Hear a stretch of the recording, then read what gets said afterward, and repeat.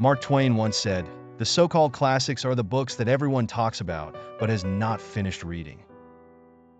Many people think the background of this book, which is World War I, is too distant from their lives. It's been over 100 years. However, what makes a classic is that it is timeless and continues to move readers profoundly. The author, Erich Maria Remarque, was born in Germany in 1898. When he was 18, in 1916, he was drafted into the army. In 1917, he fought on the Western Front. A month later, he was taken to a field hospital after suffering multiple shrapnel wounds to his limbs and a gunshot wound to his neck. After recovering, he joined the reserve forces. All Quiet on the Western Front was published in 1928 and translated into 26 languages. By 1930, it had sold 4 million copies just in Germany. That same year, Americans made it into a movie, which won the Oscar for Best Picture. However, in Germany at that time, the film was banned. Remarque was forced into exile, stripped of his German citizenship, and his books were burned. We owe a lot to the translator, Jiang Yi, for bringing us this moving book. She's a young translator who has translated many world classics. Her seamless translation brings Remarque's original work to life and directly touches our hearts. Let me give you a brief overview of the background of World War I. The main warring sides were the Allied powers and the Central Powers. The Central Powers included Germany, Austria-Hungary, and Italy, while the Allied powers included France, Britain, Russia, and others. The Western Front, referred to in the book, involves areas including Belgium, northern France, and the border between France and Germany. Trench warfare characterized this front, where the Allies and Central Powers engaged in a prolonged seesaw battle. The book's content is partly based on Remarque's personal experiences and partly on his observations on the battlefield. The protagonist of this book is named Paul. The story is told in the first person, so when I mention I in direct quotes later, it refers to Paul speaking or thinking.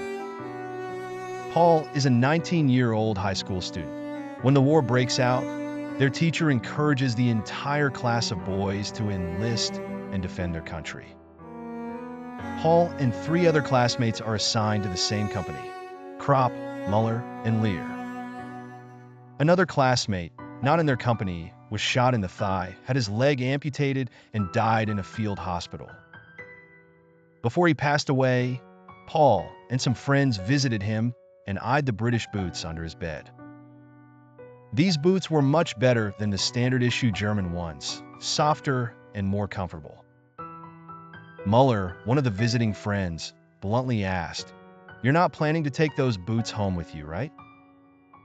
Paul stepped on Muller's foot, silently signaling that it was inappropriate to covet a dying man's belongings.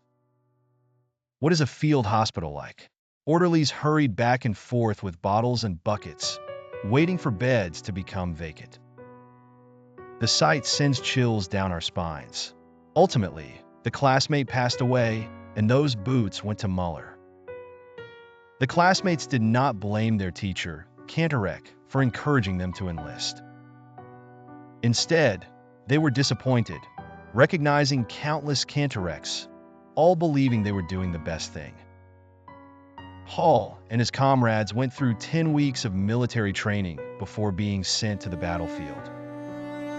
The author describes how they felt the training was more significant than 10 years of schooling. The instructor, an unqualified postman, showcased the war's absurdity, emphasizing regulations over spirit, shoe brushes over freedom, and drills over thoughts. The first exposure to the front lines involved digging defensive trenches under enemy bombardment. They fled to a cemetery, but faced relentless shelling and bombing. The battlefield was filled with flying flesh and gas everywhere.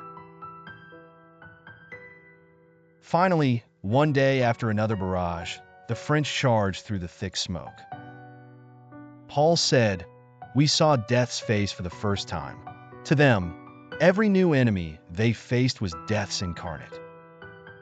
Machine guns on the German side opened fire, decimating the charging French soldiers.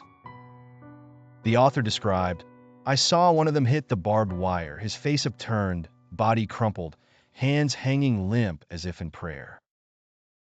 Then his body went completely limp, leaving only his severed hand and broken arm hanging on the wire. We had turned into savage beasts, not fighting, but defending ourselves from annihilation. We were not throwing grenades at men. In that moment, we knew nothing of mercy. We lay no longer helpless on the scaffold, but to destroy and to kill to save ourselves. It was not only salvation, but also revenge. We became ferocious, became robbers, killers, the demons in our eyes. At that moment, even if there were our own fathers in the enemy ranks, we would hurl grenades at their chests without hesitation. At that time, Paul and his comrades faced extreme fear. To avoid being killed, they desperately threw grenades at the enemy. For them, the enemy was not human, but a monster coming to kill them. Thus, the phrase, "we knew nothing of men," resonated throughout. Of course, the German firepower on the position was fierce, and the French charge was repulsed.